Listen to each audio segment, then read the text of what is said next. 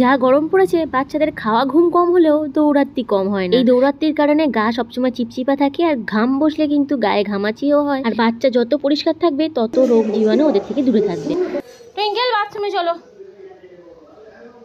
টোটন শীতকালেও ঘামে, আর টুইঙ্কেল সেই অভ্যাসটা পেয়েছে।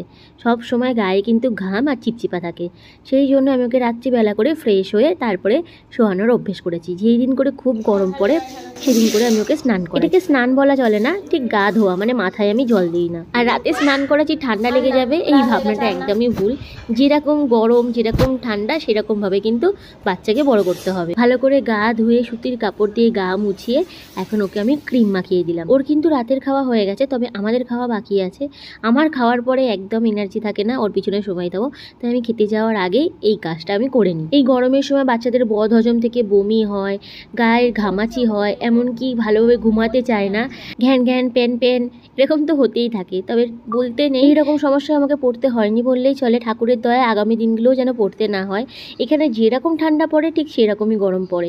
আর এই দুটো সিজনেই বাচ্চাকে ঠিকঠাক রাখাটা কিন্তু মায়ের একটা পরীক্ষা বললেই চলে। এই গরমে টুইঙ্কেলকে হালকা পাতলা খাবার খাওয়াই। চিকেন শুধু সপ্তাহে একদিন দিয়ে থাকি, তবে ডিমটাও খায়, প্রতিদিনই খায়। আর যেটা খায় সেটা হলো জল। যেমন খায় তেমন ঘাটে, তেমন অনেকক্ষণ ধরে ও স্নান করে। তবে যদি কোনো ডাবের জল, নুন লেবুর জল ওকে আমি দিই, ও খাবে না। যদি সেটা খেতেও আরও তো খুশি হতাম।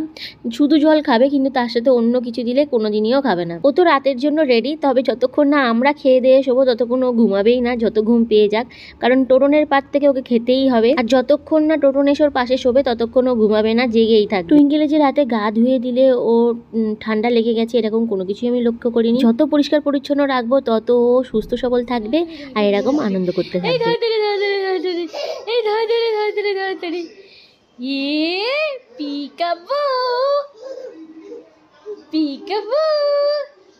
I see you.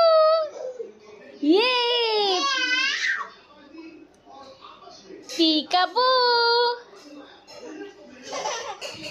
সব বাচ্চাদের প্রিয় খেলা হলো এটা। কি আনন্দ যে এরা পায় জানি না, তবে প্রতিদিন রাত্রিবেলা টুইঙ্কেল এরকম বদমাইশি করতেই থাকে। এরকম খেলাধুলা করতে করতে বাবা এসে লাইট অফ করে দেবে, ওর পাশে শুয়ে পড়বে, ও টুপ করে ঘুমিয়ে পড়ে। টুইঙ্কেলের ছোট থেকে একটা অভ্যাস করেছিলাম লাইট অফ করলেই ঘুমিয়ে পড়তে হবে, আর সেটা কিন্তু এখনো ওর মধ্যে রয়ে গেছে।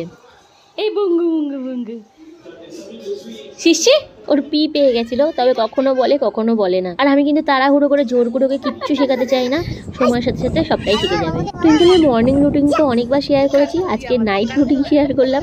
যদি তোমাদের ভিডিওটা ভালো লেগে থাকে একটা লাইক করে দিও। নতুন ভিডিও নিয়ে আবার খুব তাড়াতাড়ি ফিরে আসবো। এর তো দুষ্টুমি চলতেই থাকবে। এখন তবে আসি, আবার আসবো কাল। টাটা।